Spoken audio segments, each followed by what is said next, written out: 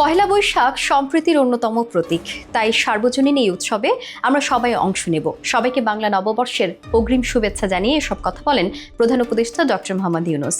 এর আগে মেরুল বাড্ডায় আন্তর্জাতিক বৌদ্ধ বিহারে সম্প্রীতি ভবনের ভিত্তিপ্রস্তর স্থাপন করেন প্রধান উপদেষ্টা।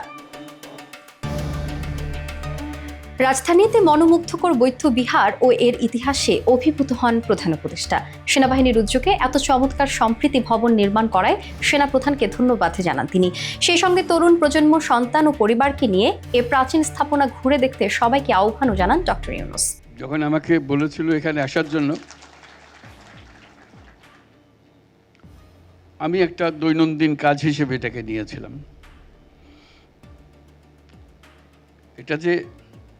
এটা ঐতিহাসিক কাজ, এটা অনুভব করিনি।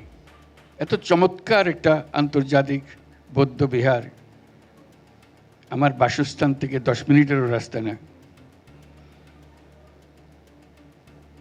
আমার অনেক বয়স হয়েছে, কোনোদিন দেখা হয়নি।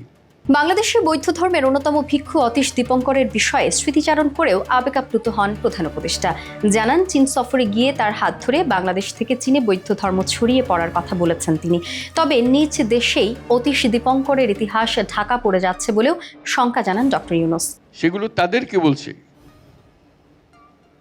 কিন্তু নিজে আর কোনোদিন অতীশ দীপঙ্করের বাড়িও যায়নি।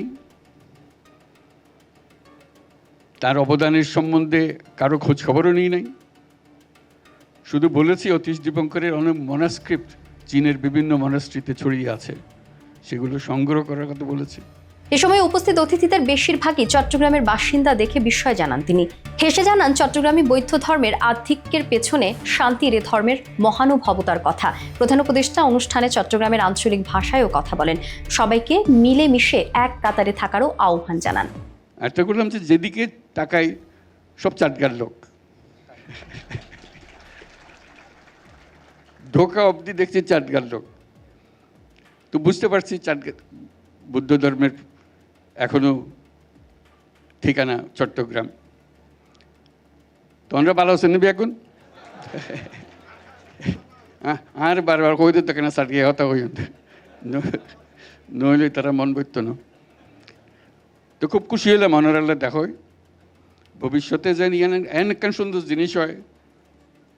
ওনারা যে কোনো সময় পোয়াশা লইয়া আইত পারিবেন, দেখতে পারিবেন, বন্ধু বান্ধবরে লইয়া আইত পারিবেন, এই নিলে একখান জায়গা হয় পান।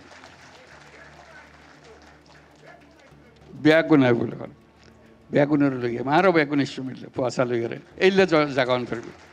আর মিলন মেলার কথা কই, মিলন মেলা তো এনে হতে দিল হইতো না। এন জিনিস গরম ফুরিতে টানিয়ে আনুন ফুরিবে, বেগুনের পোয়াশা লইয়ারে যেন টানিয়াই।